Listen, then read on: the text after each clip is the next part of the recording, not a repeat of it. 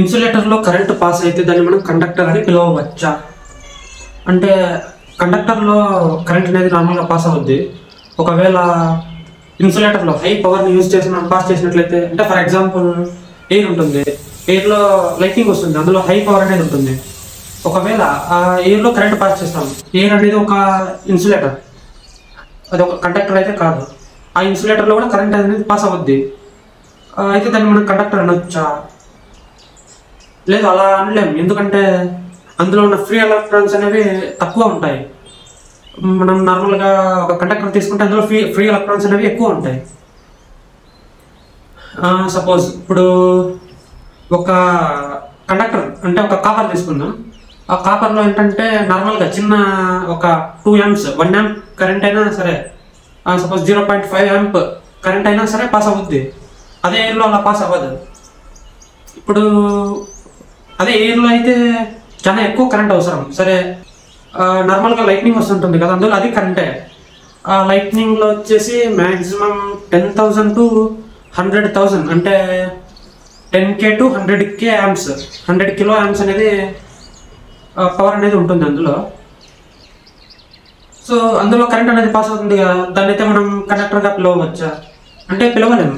ఎందుకంటే ఇప్పుడు నార్మల్గా ఒక ప్లాస్టిక్ తీసుకున్నాం. ఆ ప్లాస్టిక్లో హై పవర్ అంటే ఒక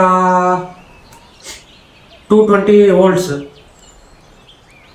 లేదా 440 volts దీని ద్వారా పవర్ అనేది తీసుకున్న ఇన్సులేటర్లు అయితే పాస్ అవ్వదు. కానీ కండక్టర్లో ఈజీగా పాస్ అవుద్ది. మనం కండక్టర్ తీసుకుంటే అందులో తక్కువ లాస్తో మనం ఎక్కువ ఎనర్జీ ట్రాన్స్ఫర్ చేయొచ్చు ఒక చోటు నుంచి ఇంకొక చోటుకి.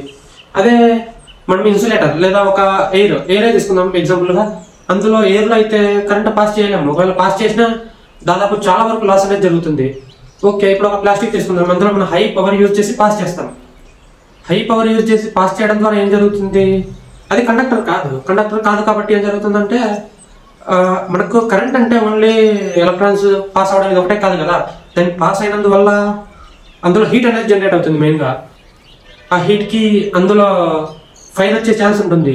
అది కండక్టర్ కాదు కాబట్టి అది వెంటనే నిమిషాలు ఏం కర్మ, ఒక సెకండ్స్లోనే అది బ్రేక్ అయిపోద్ది, అందులో ఫైర్ అనేది వచ్చేస్తుంది.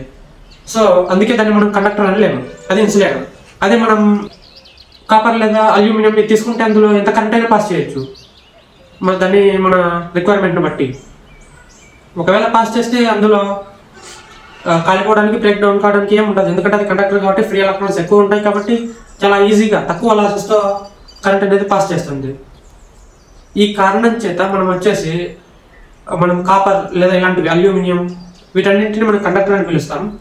ఎయిర్ కావచ్చు, ప్లాస్టిక్ కావచ్చు, లేదా ఇన్సులేషన్ యూజ్ చేసే రబ్బర్, నైలాన్ ఇలాంటివన్నీ మనం ఇన్సులేటర్ అని చెప్తాం. ఒకసారి ఈ ఇమేజ్ చూడండి, ఇందులో కండక్టర్స్ అనేవి ఉన్నాయి. నార్మల్గా కండక్టర్ అంటే మీనింగ్ ఏంటి? A material which passes the current with low resistance is called conductor. So అందుకే దాన్ని మనం కండక్టర్ అంటాం.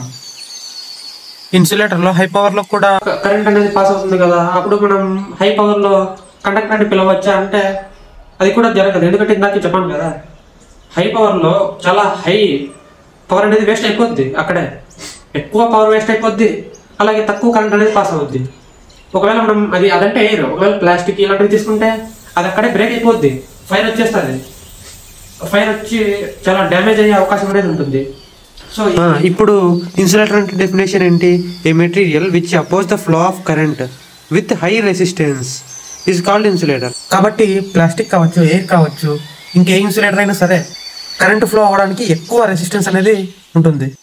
సో ఈ కారణం చేత మనం కండక్టర్ని మాత్రమే కండక్టర్ అని పిలుస్తాము.